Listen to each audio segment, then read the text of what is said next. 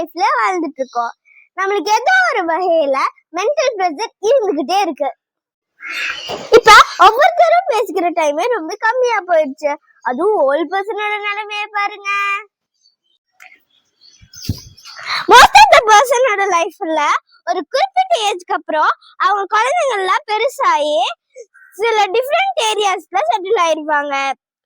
அப்ப அவங்க மனசுக்கு ஆறுதலா இருக்கவும் பக்கபலமாவும் இருக்கிறதே இந்த பெட் அனிமல்ஸ் தான். வணக்கம். ஒவ்வொரு பெட் அனிமல்ஸ் பத்தியும் எக்ஸ்பிளைன் பண்ணுங்க. கண்டிப்பா சொல்றேன். ப்ளூ ஃப்ரண்டட் அமேசான்னு சொல்லுவாங்க. பேரட்லயே அதிகபட்ச வார்த்தைகளை பேசுறது இந்த பறவை தான். இது பார்த்தீங்கன்னா அதிகபட்ச புத்திசாலியா இருக்காது. இது இப்போ அமேசான் காடுகள்லையும் மிடில் சென்ட்ரல் ஆப்பிரிக்கன்லையும் அதிகமாக காணப்படும். ஃப்ளையிங் ஸ்குரல்னு சொல்லக்கூடிய இது வந்து சுகர் கிளைடர் அப்படிங்கிற அணில் வகையை சார்ந்தது. இது மரத்துக்கு மரம் தாவி பறக்கக்கூடிய பறவை போல எல்லாமே பறக்கக்கூடிய அணில்.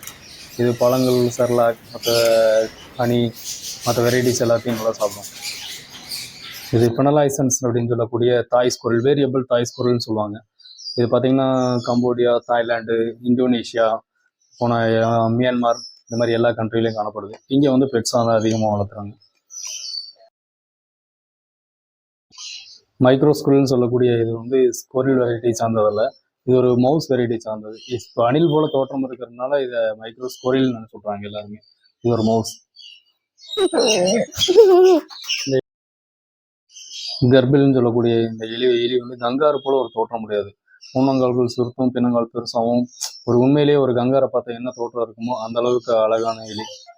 இது பெட்ஸில் பார்த்தீங்கன்னா அதிகமாக எல்லாரும் விரும்பக்கூடிய ஒரு எலி வெரைட்டி சார்ந்தது.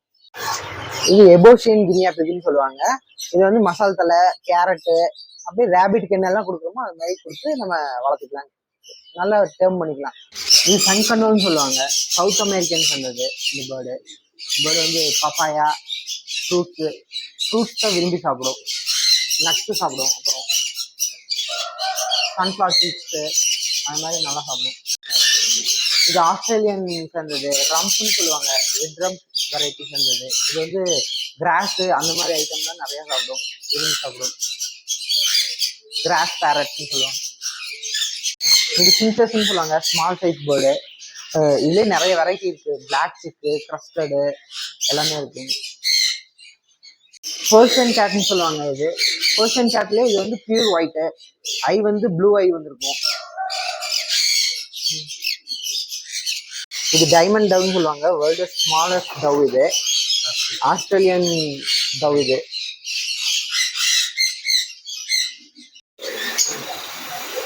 கையுக்கா டக்குன்னு சொல்லுவாங்க, கிரீன் கலர்ல இருக்கும். இதோட எக்குமே வந்து கிரீனா தான் இருக்கும்.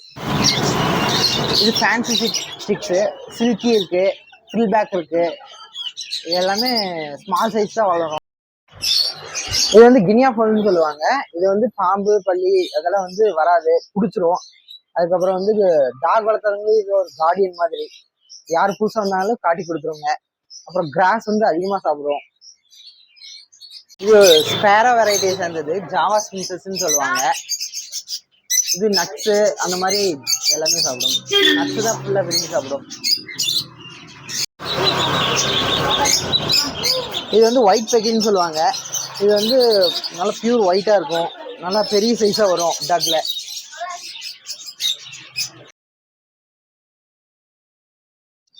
இக்வானா இது பார்த்தீங்கன்னா ஒரு லிசார்ட் வகையை சார்ந்தது. இது மற்ற மிருகங்கள் மாதிரி நான்வெஜ் இல்லை, ஃபுல்லி வெஜிடேரியன். கேரட், பீட்ரூட், மற்ற காய்கறிகள், புடலங்காய், கீரைகள் இந்த மாதிரி வெரைட்டிகளை சாப்பிடக்கூடிய ஃபுல்லி வெஜிடேரியன். ரொம்ப பெட்ஸில் வந்து ரொம்ப எல்லாருக்கும் பிடிக்கக்கூடியதும் விரும்பக்கூடியதும் கூட. ரொம்ப கோவப்படாத, அக்ரெசிவ் இல்லாத ஒரு அனிமல். சோ இனிமேல் நீங்க என்ன பண்ண போறீங்க? எல்லாருக்கூடயும் டைம் ஸ்பெண்ட் பண்ணி பேசுங்க, முக்கியமா வயசானவங்க கூட. இல்லைன்னா அவங்களுக்கு ஒரு பெட் அனிமல்ஸ் வாங்கி கொடுங்க.